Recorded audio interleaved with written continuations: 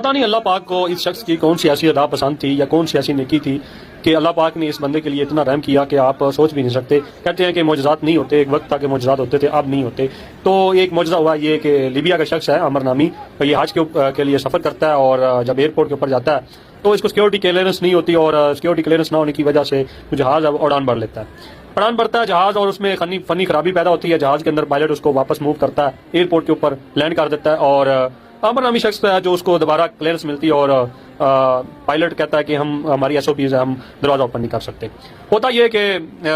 وہ کہتے ہیں کہ اللہ پاک نے لکھا ہوا تھا کہ دوبارہ پھر وہی جہاز دوبارہ پھر ٹیک آف ہوتا ہے، اور تھوڑا سا سفر کرنے کے باوجود اس میں پھر فنی خرابی ہوتی ہے، دوبارہ پھر وہ لینڈ کر دیتا ہے. وہ شخص پھر اس کو کہتا ہے کہ وہ عملے کو کہتا ہے کہ دوبارہ مجھے سوار ہونے دے، لیکن وہ پائلٹ کی طرف سے جو کہ کوئی رسپانس نہیں ملتا، تو وہ پھر وہ مسئلہ وہیں کا وہیں رہ جاتا ہے. عامر نامی جو شخص ہے وہ ایئرپورٹ پہ کھڑے کا کھڑا رہ جاتا ہے. تیسری دفعہ کیا ہوتا ہے کہ جہاز اڑان بھرتا ہے اور اس میں پھر فنی خرابی پیدا ہو جاتی ہے.